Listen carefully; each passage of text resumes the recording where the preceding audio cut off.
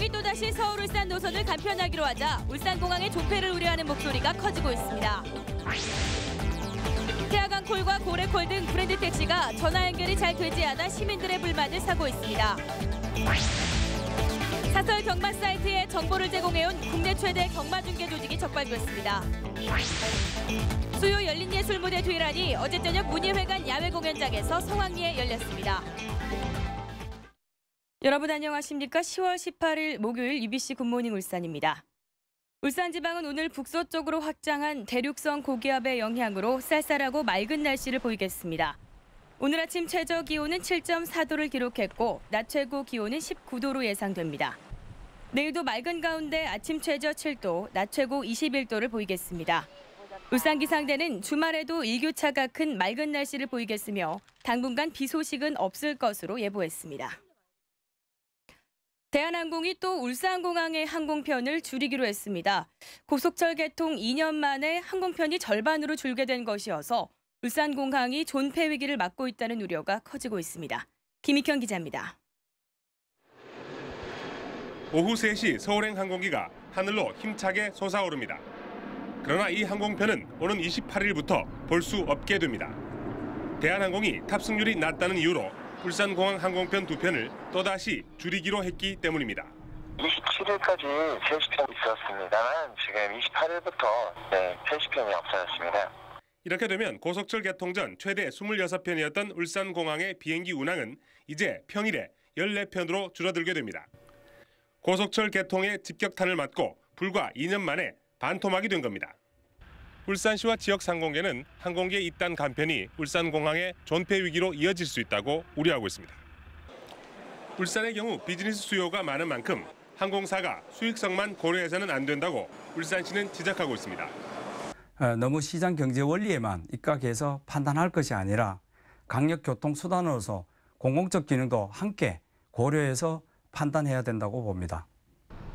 실제로 대구공항의 경우 고속철 개통 1년 만에 서울행 항공편이 없어지면서 대구시가 외자 유치에 큰 지장을 받는 것으로 전해졌습니다. 지역 항공사 설립이 속도를 내지 못하고 있는 사이 기존 항공편도 줄어들고 있어서 대책 마련이 시급한 실정입니다. UBC 뉴스 김익현입니다. 태화강콜과 고래콜 등 이른바 브랜드 택시가 전화 연결도 제때 안 돼 시민들의 불만이 커지고 있습니다. 왜 그런가 했더니 다 그럴 만한 이유가 있었습니다. 윤경재 기자가 취재했습니다.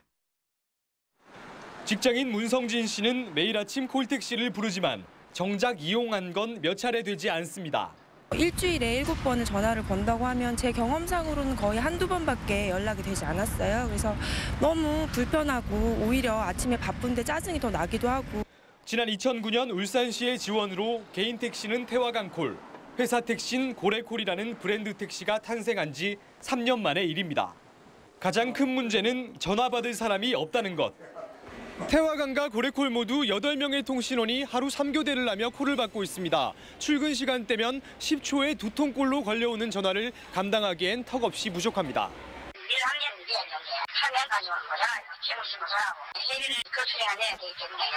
브랜드 택시 시행 3년이 지나면서 단말기가 노후돼 회선 분량이 잦아진 것도 문제. 특히 최근엔 일부 택시 기사들이 콜을 받아도 손님을 태우지 않는 이른바 콜 반송 현상까지 생겼습니다. 한 30분씩 이상을 갑니다. 콜 한 콜 더 받아 가보니까 22분짜리라. 짜증 나도 좀 사실 그러면 더 지어야겠구나. 이렇다 보니 태화강콜 한 대당 일일 평균 콜 수는 2010년 9.03건, 지난해 8.04건으로 줄더니 올해는 7.49건까지 줄었습니다. 고래콜도 지난 3년간 하락세입니다.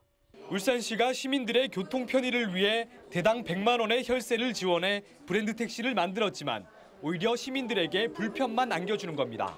시민 불편이 특정 시간대에 일부 있었습니다. 고래콜에 대해서 장비 교체를 통해 정상화시킨 바와 같이 태화강콜에 대해서도 조속한 시일 내에 브랜드 택시가 불러도 오지 않는 먹통이 되지 않기 위한 특단의 대책이 필요하다는 지적입니다. UBC 뉴스 윤경재입니다. 실제 경마 진행 상황을 인터넷 경마 도박 사이트에 중계해온 불법 경마 중개 조직이 경찰에 적발됐습니다. 경찰에 적발된 경마 중개 조직 가운데 최대 규모입니다. 주윤우 기자가 보도합니다. 경마장에서 펼쳐지고 있는 실제 경주 장면입니다. 같은 시각 인터넷 불법 사이트에서도 같은 말과 기수들이 출전하는 경주가 열리고 있습니다. 그래픽은 다소 엉성하지만 해설도 하고 실제 경기 결과에 따라 배당이 이루어지는 영락없는 경마 경기입니다. 보시면 순위와 배당 등 실제 경주 정보와 똑같습니다. 짧은 시간에 어떻게 마사회와 같은 중계가 가능했던 걸까요? 전국 경마장과 경륜장에 사람을 두고 경주 결과가 나오면 곧바로 총괄책에게 휴대전화 문자를 보내도록 했습니다. 이 정보가 중국과 서울 등의 서버를 거쳐 450개 사설 경마 사이트에 제공된 겁니다. 그 대가로 중개 조직은 사이트 한 곳에서 매달 100만 원씩 최소 4억 5천만 원의 중개료를 받아 챙겼고 사설 도박 사이트는 수억 원에서 최대 수십억 원의 베팅 수수료를 챙겼습니다. 이 같은 중개 사이트가 늘어나면서 불법 경마 사이트 매출이 마사의 매출보다 몇 배나 많은 수십조에 이를 걸로 추정됩니다. 경마 사이트를 잘 모르는 사람이더라도 이 중개 조직과 연관이 되면은 한 달에 일정한 돈만 지불하면 손쉽게 경마 사이트를 운영할 수 있다는 그런 이점 때문에 인기가 있는 겁니다. 경찰은 중개조직 총책 47살 문모 씨 등 3명을 구속하고 8명을 불구속 입건한 한편 이 같은 조직이 2-3개 더 있을 것으로 보고 수사를 확대하고 있습니다. UBC 뉴스 조인호입니다. 노무 공급권 갈등으로 촉발된 울산항 민자부두 파행 운영 사태가 갈수록 꼬이고 있습니다. 제조업체까지 피해가 확산되고 있지만 해결의 실마리는 보이지 않고 있습니다. 서영만 기자입니다. 20m 높이의 컨테이너선 선수블럭 선정이 한창인 울산항 9번 부두입니다. 인근 조선기자재업체가 육상 수송이 힘든 대형 블럭을 해상으로 옮기기 위해 컨소시엄 형태로 부두를 만들어 지난해 말부터 계속해온 작업입니다. 그런데 최근 뜻하지 않은 암초를 만났습니다. 행정기관이 아닌 항운노조가 부두 운영사 측에 목재 부두에서의 철저물 취급은 법 위반이라며 작업을 계속할 경우 실력 행사에 나서겠다고 밝힌 겁니다. 항운노조가 그런 각근대 탄로에 대한 문제와 문호동 무임금에 대한 문제를 우리 부두를 통해서 못 나가게 함으로써 이 문제가 거론되지 않도록 하기 위한 하지만 근본적인 원인은 부두를 준공한 뒤 취급 화물을 확대해 주겠다고 약속한 항만청이 이를 이행하지 않기 때문이라는 게 업계의 견해입니다.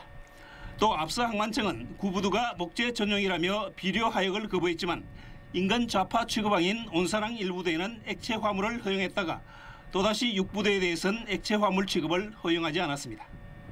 지금 어떤 화물을 취급하든지 노사 문제가 걸려 있잖아요, 그죠? 일단은 기본적으로 양측이 거기에 대한 합의를 일단은 좀 해줘야 돼요, 어떤 형태든지. 이중적인 항만행직에 업계의 불만이 극에 달하고 있지만 노무 공급권 문제가 해결될 때까지 어쩔 수 없다는 입장입니다.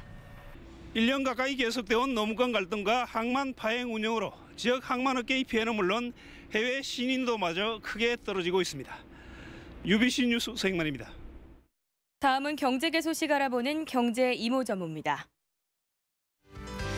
현대중공업이 올 상반기 주요 상장사 가운데 가장 많은 686억 원을 각종 사회단체에 기부한 것으로 나타났습니다.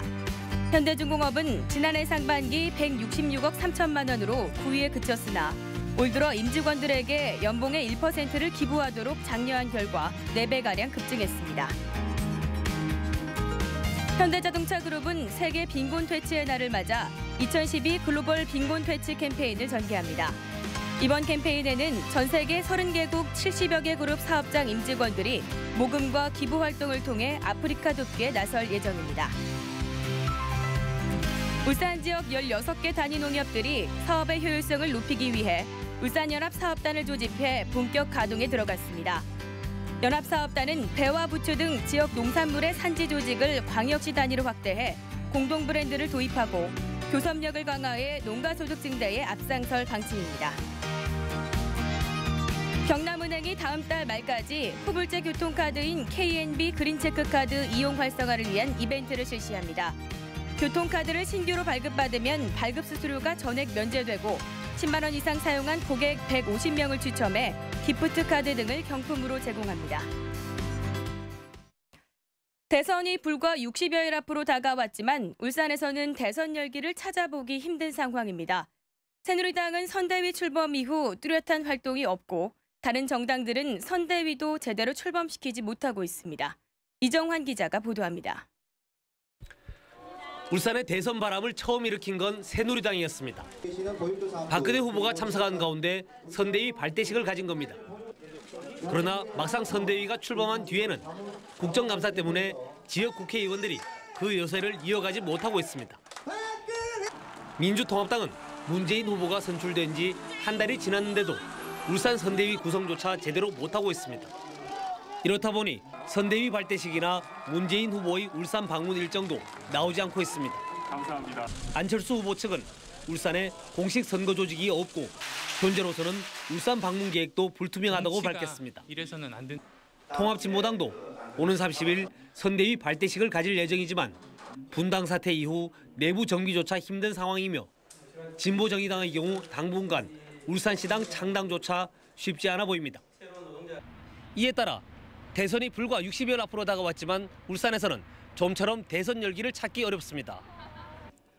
전국적으로도 정수장학회 논란이나 야권의 후보 단일화 논란 등이 계속되고 있어 대선 후보 간 정책 경쟁 등 본격적인 선거운동은 수월치 않을 전망입니다. 인물난에다가 또 내부적인 갈등도 있고 해서 아마도 울산의 경우는 다른 데보다도 특히 시민들의 관심이 저조한 것 아니겠는가 이렇게 봅니다. 결국 울산의 대선 열기는 대선 후보들의 울산 방문이 예상되는 다음 달 이후에나 서서히 달아오를 것으로 전망됩니다. UBC 뉴스 이정환입니다. 울산시의회가 다음 달 13일부터 시작되는 올해 행정사무감사를 위해 울산시와 시교육청에 천여 건의 감사 자료를 요청했습니다. 환경복지위원회가 울산시에 대해 석유화학공단 입주업체 단속 실정 등 319건, 행정자치위원회는 283건, 산업건설위원회는 272건의 자료를 각각 요청하기로 했습니다. 또 교육위원회는 시교육청에 대해 외고 옹벽붕괴 대책 등 모두 172건의 자료 요청을 의결했습니다. 울산시 4개 구청이 대형마트 영업 제한 조례를 제정했지만 실질적인 영업 제한은 이뤄지지 않고 있습니다. 현재 북구는 둘째와 넷째 주 대형마트 영업 제한을 실시하고 있지만 잘 지켜지지 않고 동구는 오는 12월에나 대형마트 영업 제한 조례가 시행됩니다. 조례를 제정한 중구와 남구는 관련 법률 개정 때까지 대형마트 의무 휴업일을 지정하지 않을 방침이어서 실제 영업 제한은 이뤄지지 않고 있습니다. 현대자동차 비정규직 근로자 2명이 어젯밤 울산공장 명촌 정문 송전탑에 올라가 9시간 넘게 고공농성을 벌이고 있습니다. 현대차 울산공장 사내하청 해고자로 소송을 제기해 승소한 최병승 씨와 현대차 비정규직지회 천모 사무장 등 2명은 어젯밤 9시 반쯤 50m 높이의 송전탑에 올라가 현대차 비정규직의 정규직화를 요구하며 현재까지도 계속 농성을 벌이고 있습니다. 현재 농성장 주변에는 비정규직 조합원 100여 명이 에워싼 가운데 경찰 병력 3개 중대가 만일 사태에 대비해 대기하고 있습니다. 현대자동차가 내년 3월 주간 연속 2교대제 시행에 대비해 시내버스 운행 시간을 연장해 줄 것을 울산시에 다시 요청했습니다. 울산시는 현대차가 최근 이 같은 내용의 공문을 보내와 종합적인 판단을 할 계획이라며 하지만 다른 업체들과의 형평성 문제가 제기될 수 있다고 밝혔습니다. 울산지검 특수부는 업무와 관련해 수천만 원의 뇌물을 받은 혐의로 동구청 안모국장과 남구청 손모과장을 구속 기소했습니다. 동구청 안모국장은 지난 8월 물놀이 시설 업체 관계자로부터 2천만 원을 받은 혐의 등을 받고 있으며 남구청 손모과장은 행정평인을 봐주는 대가로 리모델링 아파트를 3천만 원 싸게 매입한 혐의를 받고 있습니다. 두 사람은 모두 혐의 사실을 부인하고 있는 것으로 전해졌습니다. 울산 선수단이 어제 폐막한 대구 전국체전에서 광주에 이어 종합 14위 목표를 달성했습니다. 울산 선수단은 대회 마지막 날인 어제 여고부 축구와 남고부 복싱에서 금메달을 하나씩 추가해 금메달 50개를 획득하며 역대 최고 성적을 거뒀습니다. 종목별로는 태권도와 역도의 선전이 두드러진 가운데 한국 신기록 2개와 야구 동메달 등 의미 있는 신기록도 남겼습니다. 수요 열린예술무대 뒤란이 어제 저녁 문예회관 야외 공연장에서 성황리에 열렸습니다. JK 김동욱의 사회로 열리는 어제 공연에서는 G.O.D 출신 가수 손호영이 나를 좀 봐봐라는 신곡과 G.O.D 메들리를 들려줬습니다. 또 남성 3인조 애쉬그레이와 가을방학이 출연해 가을밤에 어울리는 멜로디를 선사했습니다. 전북 현대가 어제 문수구장에서 열린 현대오일뱅크 K리그 2012 36라운드 전북과의 경기에서 1대3으로 완패했습니다. 울산은 지난 14일 포항과의 경기를 마치고 3일 만에 다시 경기에 나선 데다 주전 공격수가 대거 국가대표팀에 차출돼 경기에 어려움을 겪었습니다. 울산은 고슬기가 득점을 했지만 후반에 결정적 기회를 살리지 못해 이동국을 앞세운 전북의 화력에 무릎을 꿇었습니다. 이상으로 UBC 굿모닝 울산을 마칩니다. 고맙습니다.